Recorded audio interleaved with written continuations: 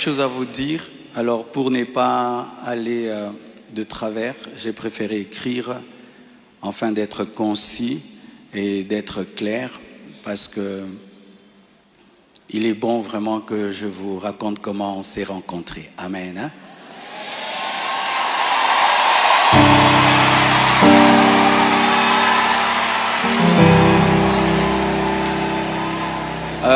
Est-ce qu'il y a quelqu'un qui parle en lingala? J'aimerais aussi que ceux qui parlent le lingala entendent.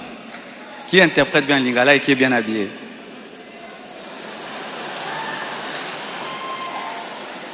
Ok, on va traduire pour ceux qui parlent en lingala un jour. Chers frères et sœurs, après le décès brusque de Maman Blanche, j'ai traversé l'une des saisons les plus sombres de ma vie. J'étais au bord de la dépression, même de l'AVC et même de la mort. Mais beaucoup ne s'en sont pas rendus compte, car je faisais l'effort de rester fort pour vous encourager et pour que l'Église ne devienne pas un lieu de deuil permanent. La solitude, les nombreux questionnements, la douleur de mes enfants, l'innocence de mon bébé, le poids du ministère, la gestion de mes affaires, de ma maison et même de moi-même, tout cela pesait terriblement sur mes épaules. Il m'arrivait de sécher mes larmes avant de prêcher et de pleurer dans mon bureau après avoir prêché. Dans cette épreuve, le pasteur Ézéchiel Moulumba, un ami d'enfance et fils du même père spirituel, me parla un jour de sa fille Esther. Mais je lui répondis que je n'avais ni la force ni la tête à cela. J'avais même demandé à Dieu le don du célibat dans l'espoir de ne plus jamais ressentir le besoin de me marier. Mais Dieu ne répondit pas à cette prière. À plusieurs reprises, par l'intermédiaire des prophètes, des songes et des convictions personnelles, le Seigneur me fit comprendre qu'il voulait que je continue ma route et que je refasse ma vie avec quelqu'un d'autre, et qu'il était dangereux pour moi de rester longtemps dans le veuvage, car un plan maléfique se tramait contre ma vie, mon ministère, ma famille et l'Église. Je me souviens d'une vision particulièrement marquante. J'étais dans une chambre encerclée de très longs serpents aux couleurs magnifiques. Ils faisaient semblant de dormir, attendant que je marche sur l'un d'eux pour m'attaquer. Leur venin était aussi mortel que la beauté de leur couleur. Un seul carré d'1 mètre sur 1 mètre me servait de refuge. La pièce avait une unique fenêtre qui ne pouvait s'ouvrir que de l'extérieur. Et je voyais une servante de Dieu venir ouvrir la fenêtre afin que je puisse m'échapper. Dans cette agonie intérieure, le Seigneur me poussa à recontacter le prophète Ézéchiel, qui me donna le numéro d'Esther. Mais au début, elle ne répondait pas. J'en fis part au prophète qui lui transmit alors mon propre numéro. La première chose que je lui avais demandé, c'était de prier pour moi. Ensuite, nous avons commencé à échanger. Je lui ouvrais mon cœur, elle m'écoutait, me soutenait, priait avec moi, tout en continuant à remplir fidèlement ses responsabilités au travail, parce qu'elle était une responsable là où elle travaillait. Et à l'église, elle était plutôt photographe, caméraman, modératrice, prédicatrice. Elle était diaconesse et elle était consacrée pasteur. Et elle continue à remplir fidèlement ses responsabilités au travail à l'église, même très tard la nuit, quand j'avais des insomnies et malgré le décalage horaire de 5 et 6 heures. Au fil du temps, une relation sincère est née. Une flamme s'est allumée et dans mon cœur, j'ai eu l'assurance que c'était elle. J'en ai parlé à son pasteur, à mes parents, à mes pères spirituels et à mes amis, afin de ne rien faire sans redevabilité, conseil et prière des autres. Même mes enfants ont été associés. Ils ont souhaité la rencontrer, ce qui s'est fait selon le timing de Dieu à Bruxelles. Le Seigneur m'avait parlé d'une période d'1 an. Il ne l'a pas dit qu'à moi, mais à d'autres, y compris certains d'entre vous.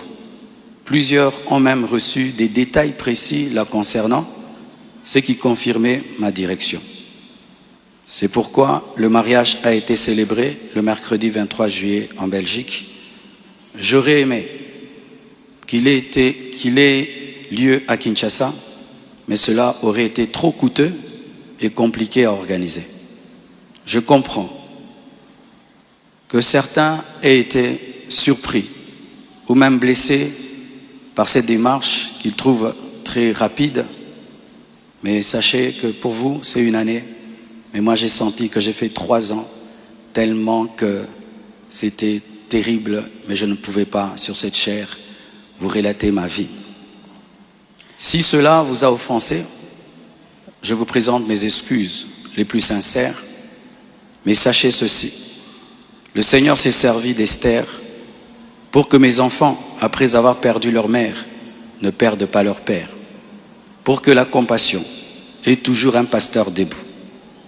Je l'aime profondément.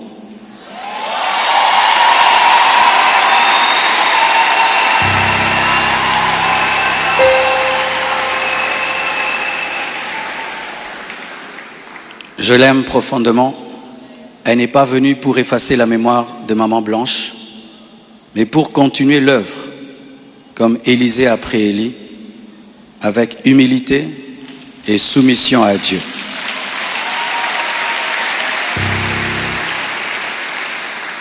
Priez pour elle, elle est étrangère, c'est sa première fois d'être au Congo. Elle a eu le baptême de 4 heures du temps d'embouteillage.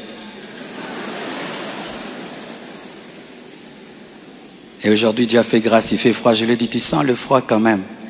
Elle a dit, mais c'est climatisé. Je dis, non, c'est le vent. Priez pour elle, portez-la dans vos cœurs, comme vous m'avez toujours porté dans les vôtres. Demeurez en paix et continuez à prier pour nous, pour toutes ces certaines choses que vous entendez. Je vais clarifier ça progressivement, avec le temps de Dieu, dans l'amour, dans le pardon et dans la sagesse, sans rancune. Et merci de tout cœur et que Dieu vous bénisse abondamment.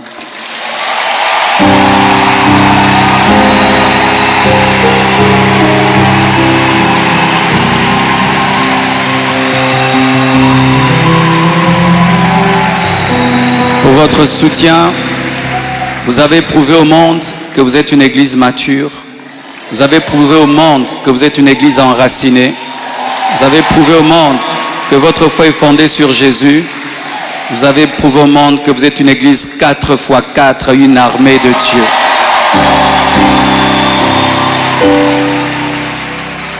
Des fois, j'ai dit à Dieu, tu as beaucoup de serviteurs, pourquoi tout ça c'est moi? Il y a beaucoup d'églises au Congo, pourquoi la compassion, la pluie, les écrans qui tombent sur les gens? Mais nous avons une grande destinée. Un jour, nous comprendrons pourquoi tout ça. Alléluia. Aujourd'hui, nous voulons que vous puissiez prier pour nous. On a prié pour nous à Bruxelles, mais votre prière me manquait. Priez pour nous, s'il vous plaît.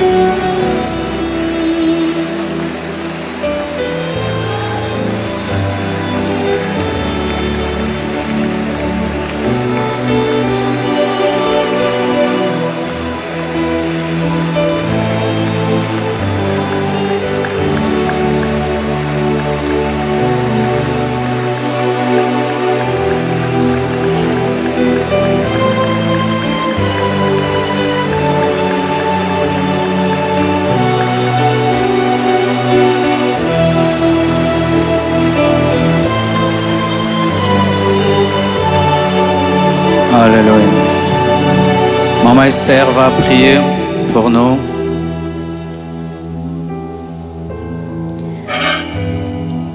Seigneur, nous voulons te rendre grâce ce matin pour cette première journée, ce premier matin des 25 matins. Nous te rendons grâce éternelle pour tout ce qui a pris place en ce lieu. Nous te disons merci Seigneur parce que nous avons déjà expérimenté ta présence. Nous pouvons palper et sentir ta présence en ce lieu. Et pour cela, nous te rendons des actions de grâce. Nous ne prenons pas part pour acquis ta présence, mais nous savons que c'est un privilège que tu nous accordes de la manifester en ce lieu. Et c'est pourquoi ce matin, nous te disons merci. Nous te recommandons également les restants des 25 matins. Nous prions, Seigneur mon Dieu, que nous puissions expérimenter ta présence jour après jour et davantage en ce lieu. Que nous allions dans une profondeur de ta présence. Nous allions encore plus en profondeur dans ta présence. Que nous expérimentions, Seigneur, une dimension que nous n'avons jamais expérimentée auparavant. Et que, Seigneur, tout un chacun ici présent qui a délaissé sa demeure pour venir en ce lieu, et toute l'Église Compassion rentre dans une nouvelle saison à partir d'aujourd'hui. Nous recommandons, Seigneur, tous les orateurs qui vont fouler cet autel, Seigneur. Nous prions, Seigneur, que ça ne soit pas, Seigneur, de par leurs propres mots, par leur propre intelligence qu'ils parlent, mais que ce soit, Seigneur, les oracles de Dieu qu'ils déclarent en ce lieu. Seigneur, nous te recommandons, Seigneur, le retour de toute personne ici présente, Seigneur. Nous prions que tu les protèges, que tu les gardes, que tu préserves, Seigneur, chacun des membres, chacune des familles de cette Église et tous ceux qui nous suivent à distance sur les réseaux sociaux.